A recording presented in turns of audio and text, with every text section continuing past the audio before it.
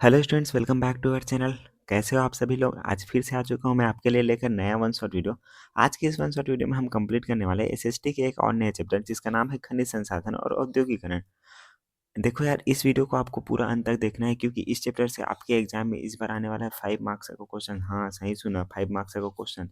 अगर आप इस वीडियो को पूरी अच्छे से डेडिकेशन के साथ देख लेते हो ना, तो मैं तो ये गारंटी देता हूँ कि आपको इसी लेक्चर में ही मैं सारी चीज़ों को याद करा दूंगा।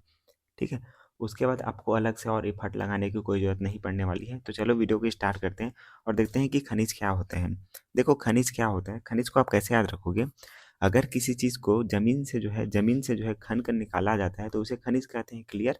खनिज क्लियर हुआ क्या होता है खनिज।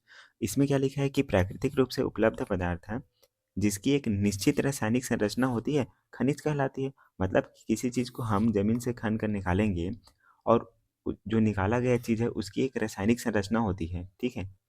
अगर एक निश्चित रासायनिक संरचना होती है तो वो कहलाती है खनिज। एग्जाम्पल क्या होगा, इसके एग्जाम्पल होंगे आपके जो कोयला, जानते हो कोयला।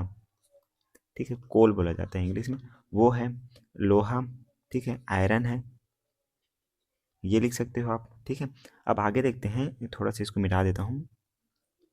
हाँ देखो कि खनिज को कितने पार्ट्स में बांटा गया है। खनिज के ना 3 पार्ट्स में डिवाइड किया गया है। पहला होता है मेटेलिक मिनरल्स। मेटेलिक मिनरल्स का मतलब होता है धात्विक खनिज। ठीक है। सेकंड होता है नॉन मेटेलिक, मतलब कि अधात्विक खनिज। एंड थर्ड होता है फ्यूल मिनरल्स। फ्यूल मिनरल्स का मतलब होता है ऊर्जा खनिज। क्लियर। तो मतलब कि खनिज के 3 टाइप्स होते हैं। पहला होता है धात्विक खनिज, दूसरा होता है अधात्विक खनिज, एंड थर्ड होता है ऊर्जा खनिज। क्लियर। धात्विक खनिज में कौन कौन सी चीज़ें आती हैं, जिसमें धातु का अंश हो, धातु का अंश हो वो कहलाती है धात्विक खनिज। इतना तो क्लियर है। एग्जाम्पल क्या होगा, लोहा, तांबा, ये सब क्या चीज़ है बताओ, यही है तो है ना धात्विक खनिज। अधात्विक खनिज की बात करें तो जिसमें धातु नहीं होती है वो कहलाती है अधात्विक खनिज। एग्जाम्पल क्या होगा, चूना पत्थर जो जमीन से निकाला जाता है। ठीक है। और ये अभ्रक, ये भी तो है ना अधात्विक खनिज। ठीक है। अब ऊर्जा खनिज की बात करते हैं। ऊर्जा खनिज में कौन कौन सी चीज़ें आएगी, जिसका उपयोग ईंधन स्रोत के रूप में किया जाता है, वही होता है ऊर्जा खनिज। मतलब कि ईंधन के रूप में इसका यूज किया जाएगा एनर्जी निकालने के लिए। ठीक है। तो एग्जाम्पल क्या है, कोयला और पेट्रोलियम। इतना क्लियर है। चलो ठीक है, इसके बाद देखते हैं आगे। देन उसके बाद देखते हैं एनर्जी रिसोर्सेस। ठीक है, ऊर्जा संसाधन क्या होता है। तो ऊर्जा संसाधन क्या होता है, ये ना ऊर्जा संसाधन जो है ऊर्जा का एक स्रोत होता है। ठीक है। कोयला, पेट्रोलियम, प्राकृतिक गैस और यूरेनियम। यूरेनियम पता है। ठीक है, परमाणु ऊर्जा में इसका उपयोग किया जाता है यूरेनियम, इसी से परमाणु बम बनाया जाता है। ये है। तो ये ऊर्जा के स्रोत होते हैं कौन, ऊर्जा संसाधन। ठीक है। अ, क्या भोजन खनिज है, बताओ। क्या भोजन को हम खनिज कह सकते हैं, नहीं। भोजन एक खनिज नहीं है, भोजन कार्बनिक है। ठीक है, कार्बनिक मतलब ऑर्गेनिक है, जबकि खनिज अकार्बनिक होता है, इनऑर्गेनिक होता है। इतना क्लियर है। भोजन को हम खनिज नहीं कह सकते हैं क्योंकि भोजन जो है एक ऑर्गेनिक कंपाउंड होता है, जबकि मतलब कार्बनिक कंपाउंड होता है, जबकि जो खनिज होते हैं ना वो अकार्बनिक कंपाउंड होते हैं। इतना क्लियर। आगे देखो ऊर्जा के प्रकार। ऊर्जा के ना आप प्रकार लिख सकते हो, ताप ऊर्जा होता है, जल ऊर्जा होता है, परमाणु ऊर्जा होता है, ये। ठीक है। आई होप ये क्लियर हो चुका होगा और आपको याद भी हो चुका होगा। आगे देखते हैं कि भारत में कोयला उत्पादन। देखो भारत में कौन कौन सी जगह पर है ना जो कोयला उत्पादन किया जाता है। तो आप इंडिया का मैप देख सकते हो, map of Indian showing coal and lignite resources. ठीक है। तो प्रमुख कोयला घाटियाँ कौन कौन सी हैं, दामोदर की घाटियाँ। ठीक है, दामोदर घाटी जो होती है झारखंड और पश्चिम बंगाल में पाई जाती है, सबसे महत्वपूर्ण है कोयला उत्पादन के लिए। ठीक है। और सोन घाटी, सोन नदी जो घाटी है ना वो कोयला उत्पादन के लिए जानी जाती है। छत्तीसगढ़ और मध्य प्रदेश में ये जो है पाई जाती हैं। क्लियर। महानदी घाटी, महानदी घाटी आप लिख सकते हो, छत्तीसगढ़ और उड़ीसा के क्षेत्र में पाई जाती है। गोदावरी घाटी ये जो है तेलंगाना और आंध्र प्रदेश के एरिया में पाई जाती है। ठीक है। मैप में भी आप देख सकते हो, ये जो है ये वाला जो एरिया दिख रहा है आपको, यही है गोदावरी घाटी का एरिया। ठीक है। और यहाँ पर छत्तीसगढ़ में है महानदी घाटी, और यहीं पर है सोन घाटी यहाँ पर। ठीक है, मध्य प्रदेश के एरिया में, क्योंकि सोन नदी कहाँ अमरकंटक से निकला है ना, तो आप याद रख सकते हो सोन नदी घाटी। और क्योंकि छत्तीसगढ़ में ना अधिकतम जो है ना कोल के नाम से ही जाना जाता है। ठीक है, कोयला उत्पादन के नाम से। तो आप याद रख लेना छत्तीसगढ़ और उड़ीसा और मध्य प्रदेश का नाम वगैरह। ठीक है। हम्म, इसके पश्चात देखते हैं कि खनन के कौन-कौन से दुष्प्रभाव और संरक्षण कैसे किया जा सकता है, उसको देखते हैं, ठीक है? खनन के दुष्प्रभाव कौन-कौन से हैं? पर्यावरण पर इसका दुष्प्रभाव पड़ता है। खनन का अर्थ समझो पहले। खनन का अर्थ ये होता है कि अगर किसी भूमि को खन कर, ठीक है? उसको खन कर वहाँ से मिनरल निकाले जाते हैं, मतलब खनिज निकाले जाते हैं, ठीक है? या भूमि को खना जाता है, ठीक है? वही होता है खनन, क्लियर? तो उत्खनन करने से क्या होता है? वन का कटाव होता है, वन को काटेंगे उत्खनन करने के लिए, प्रदूषण फैलेगा, वायु प्रदूषण होगा, जल प्रदूषण होगा, भूमि का क्षरण होगा। भूमि का क्षरण का मतलब भूमि खराब होगी, ये क्लियर? आपको ये सब माइंड मैप का उपयोग करके आपको बताना है। एग्जाम में भी आप इसको लिख सकते हो, ठीक है? अब खनिज संरक्षण करना क्यों आवश्यक? खनिजों का संरक्षण करना क्यों आवश्यक है? इसका आवश्यक ये है क्योंकि खनिज जो है एक सीमित और अनवीकरणीय संसाधन है। सीमित और अनवीकरणीय संसाधन का मतलब ये है कि जो खनिज होते हैं ना, वो पुनः नहीं बन सकते हैं। अगर एक बार खत्म हो गए ना, तो वो दोबारा से नहीं बनेंगे। ये क्लियर हुआ?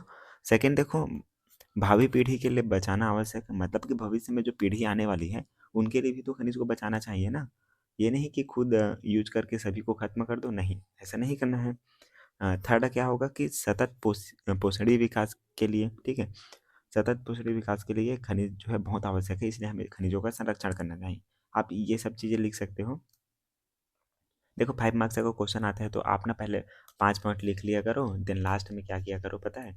एक ना फ्लो चार्ट के माध्यम से क्या-क्या किए हो ना, उन सारी चीज़ों को लिख दिया करो, जिससे चेक करने वाले को आसानी होती है और जिससे, ठीक है, आपका जो आंसर भी है ना अच्छे से दिखता है। ये क्लियर? हाँ, फिर देखो औद्योगीकरण क्या होता है? इंडस्ट्रियलाइजेशन क्या होता है? औद्योगिकरण का मतलब ये होता है कि मशीनों और तकनीक का उपयोग करके बड़े पैमाने पर वस्तुओं का उत्पादन करना ही क्या कहलाता है? औद्योगिकरण कहलाता है। औद्योगिकरण का मतलब होगा उद्योगों का उपयोग करेंगे, मशीनों का उपयोग करेंगे, ठीक है? उत्पादन में वृद्धि होता है औद्योगिकरण से। औद्योगिकरण के कौन-कौन से लाभ होते हैं? देखो, रोजगार में वृद्धि हुई है, उत्पादक में वृद्धि हुई, आर्थिक विकास हुआ है, जीवन स्तर में सुधार हुआ है, ठीक है? औद्योगिकरण एक अच्छा चीज़ भी बोल सकते हो। इंडस्ट्रियलाइजेशन, इंडस्ट्रीज़ का आना ही अच्छा चीज़ है। आप इन सारी चीज़ों को लिख सकते हो, ठीक है, एग्ज़ाम में, ठीक है? मैंने जैसा बनाया है माइंड मैप, फ्लो चार्ट, वैसा भी आप एग्ज़ाम में लिख सकते हो। फिर देखो औद्योगिक प्रदेश और औद्योगिकरण प्रदेश क्या होता है? औद्योगिक प्रदेश क्या होता है कि जहाँ कई उद्योग एक साथ स्थापित होते हैं, एक दूसरे को लाभ पहुँचाते हैं, ठीक है? औद्योगिक प्रदेश कहलाते हैं। मतलब कि औद्योगिक प्रदेश एक एरिया होता है जिसमें बहुत सारे उद्योग होते हैं। ये एक उद्योग हो गया, ए नाम दे दो, ये बी हो गया, ये सी हो गया, ठीक है? ये बहुत सारे उद्योग होते हैं जो एक दूसरे को लाभ पहुँचाते हैं, ठीक है? ये इसको लाभ पहुँचाएगा, ये इसको पहुँचाएगा, ये इसको पहुँचाएगा, ऐसा होता है। ये हो गया औद्योगिक प्रदेश, मतलब एक एरिया होता है, ठीक है? इंडस्ट्रियल एरियाज़ होता है। एग्ज़ाम्पल क्या हो गया? मुंबई, पुणे, हुगली क्षेत्र जो है, हुगली क्षेत्र वो है इंडस्ट्रियल एरियाज़, ठीक है? रीजन्स है।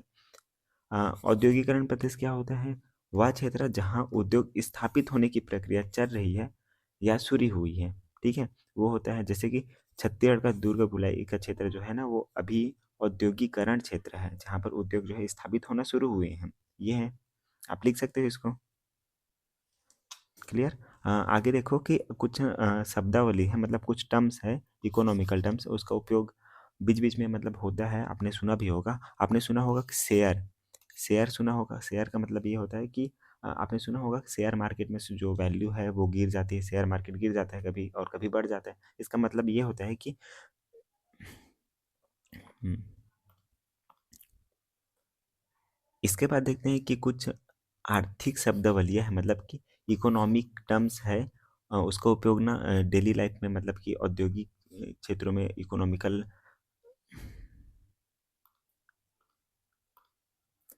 इसके बाद देखते हैं कि कुछ इकोनॉमिकल मतलब कि आर्थिक शब्दावलियाँ हैं, उसका उपयोग जो है किया जाता है अर्थव्यवस्था के क्षेत्र में। तो उसका मतलब देखते हैं। आपने सुना होगा कहीं न कहीं कि शेयर, शेयर होता है कि शेयर क्या होता है कि कंपनियों की पूँजी का छोटा हिस्सा जिसे खरीदने वाला कंपनी का हिस्सेदार होता है। मतलब कि आपने सुना होगा कि कई बार बोला जाता है कि शेयर जैसे सोने का शेयर जो है गिर गया, ठीक है? और बहुत बड़े-बड़े कंपनीज़ का जो टाटा कंपनी का शेयर गिर गया, ऐसे सुना होगा।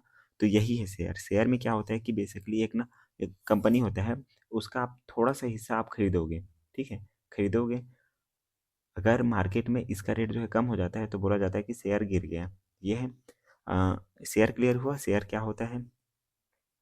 हाँ, सेकंड आपने सुना होगा ई-कॉमर्स। ई-कॉमर्स का मतलब ये होता है कि इंटरनेट के माध्यम से सामान खरीदना और बेचना क्या कहलाता है? ई-कॉमर्स से कहलाता है। क्लियर? जैसे अमेज़न और फ्लिपकार्ट है, इसके एग्ज़ाम्पल्स हैं, आप लिख सकते हो। क्लियर? हुँ। अब देखते हैं कि नीलामी आपने सुना होगा। नीलामी का अर्थ ये होता है कि किसी सामान को उस व्यक्ति को दे दिया जाता है, उस व्यक्ति को बेच दिया जाता है, जो सबसे ज़्यादा बोली लगाती है। मतलब कि एक एरिया ऐसे बनाया जाता है और यहाँ पर वो रहते हैं, ठीक है? अगर कोई व्यक्ति बोला कि इसको मैं इतना रुपए दूँगा, इसके लिए मैं इतना दूँगा, ठीक है? और जो सबसे ज़्यादा बोली लगाए ना, उसी को उस सामान को दे दिया जाता है, वही होता है नीलामी। तो इसका एग्ज़ाम्पल आप याद रख सकते हो कि मानो कोई व्यक्ति है, ठीक है? कोई व्यक्ति है जिसने घर बनाया है और किसी कारणवश वो बैंक से लोन लेके बनाया था और किसी कारणवश वो पैसा चुका पाने में जो है असमर्थ हो जा रहा है और बार-बार जो है बैंक उसको नोटिफ़िकेशन दे रहा है कि आपको जो है कर्ज़ चुकाना है बोल के, लेकिन वो नहीं चुका पा रहा है। तो बैंक क्या करेगी, उसके जो घर का ना नीलामी करेगी। ठीक है? घर का नीलामी करेगी, क्यों करेगी? इसका करने का कारण ये है, ठीक है? क्योंकि जो बैंक है ना उसको अपना पैसा निकालना है, ठीक है? पैसा निकालने के लिए वो नीलामी करेगी और नीलामी कैसे करेगी? इसको बहुत से लोगों के बीच में रखा जाएगा, ठीक है? उसके घर का रेट, उसके बाद जो व्यक्ति ज़्यादा बोली लगाएगा उसके घर के लिए, वो घर जो है उसको दे दिया जाता है। ये होता है नीलामी, क्लियर?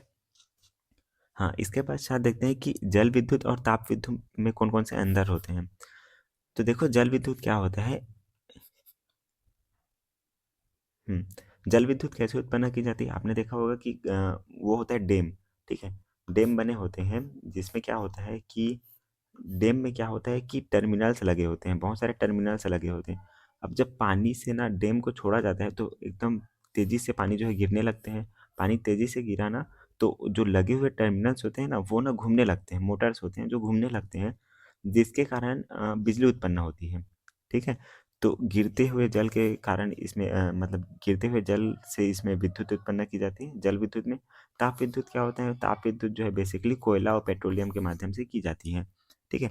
नवीकरणीय देखो, जल विद्युत जो होता है ना वो नवीकरणीय संसाधन है, जबकि जो ताप विद्युत होता है कोयला जो है खनिज है, देखो खनिज है, तो ये अनवीकरणीय संसाधन होगा। क्लियर इतना?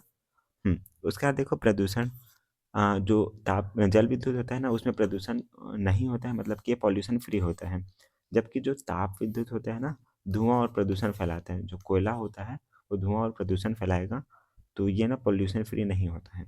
ये क्लियर हुआ? देन उसके पश्चात देखते हैं कि एलपी हाँ, उसके बाद देखते हैं कि छत्तीसगढ़ का विकास और एलपीजी। एलपीजी नाम सुनकर आप ना साइंस में मत चले जाना कि उसमें आप पढ़े हो ना लिक्विड पेट्रोलियम गैस। इसका मतलब ये नहीं होता है, अर्थव्यवस्था में कुछ दूसरा मतलब होते हैं। अर्थव्यवस्था में दूसरा मतलब कि देखो एलपीजी का शुरुआत हुआ था 1991 1991 में, इसको आपको याद रखना है, ठीक है? ये जो है इंपॉर्टेंट है। एलपीजी का मतलब ये होता है कि एल फॉर उदारीकरण, पी फॉर निजीकरण और जी फॉर वैश्वीकरण। एल को बोला जाता है लिबरलाइजेशन, एन पी को बोला जाता है प्राइवेटाइजेशन, एन जी को बोला जाता है ग्लोबलाइजेशन, ठीक है? तो उदारीकरण का मतलब क्या होता है? व्यापार नियमों में ढील। पहले जो है हमारे देश में व्यापार करने के लिए, बिजनेस करने के लिए, ठीक है, बहुत सारे नियम लगाए जाते थे देश के अंदर, बहुत सारे नियम।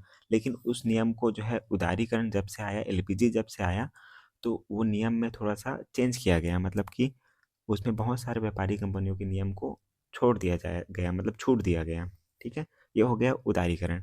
देन देखो निजीकरण क्या होता है? निजीकरण मतलब ये होता है कि निजी कंपनियों को बढ़ावा दिया गया।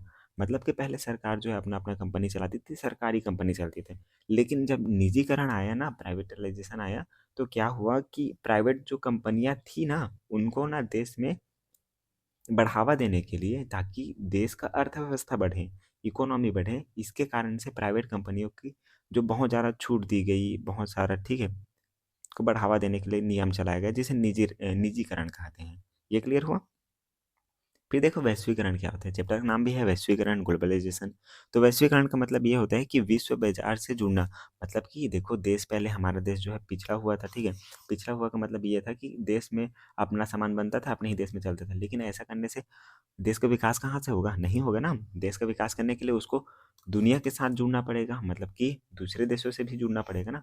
तो दूसरे देशों से जुड़ना ही क्या कहलाता है? ग्लोबलाइजेशन कहलाता है। मतलब कि यहाँ की जो सामान है वो भारत आएंगे और भारत के सामान यहाँ जाएंगे, यही होता है ग्लोबलाइजेशन, ठीक है? विश्व बाजार से जुड़ना। ये क्लियर हुआ? अब छत्तीसगढ़ में खनिजों की भूमिका कौन-कौन सी है देखो। छत्तीसगढ़ में खनिजों की भूमिका का HAL, HAL का मतलब आपने सुना होगा, हिंदुस्तान एरोनॉटिक्स लिमिटेड, ठीक है। हिंदुस्तान एरोनॉटिक्स लिमिटेड इसका एग्जाम्पल है कोरपुट उड़ीसा और छत्तीसगढ़ का सीमा स्थित पर जो खनिज संपादन का कारण और विकसित हुआ।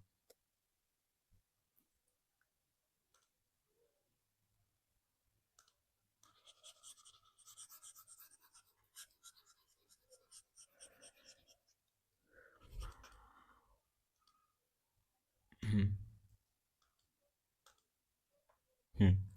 छत्तीसगढ़ में खनिजों की भूमिका देखते हैं कि आपने सुना होगा, HAL का नाम सुना होगा, उसका मतलब होता है हिंदुस्तान एरोनॉटिक्स लिमिटेड। ये एक कंपनी है, ठीक है।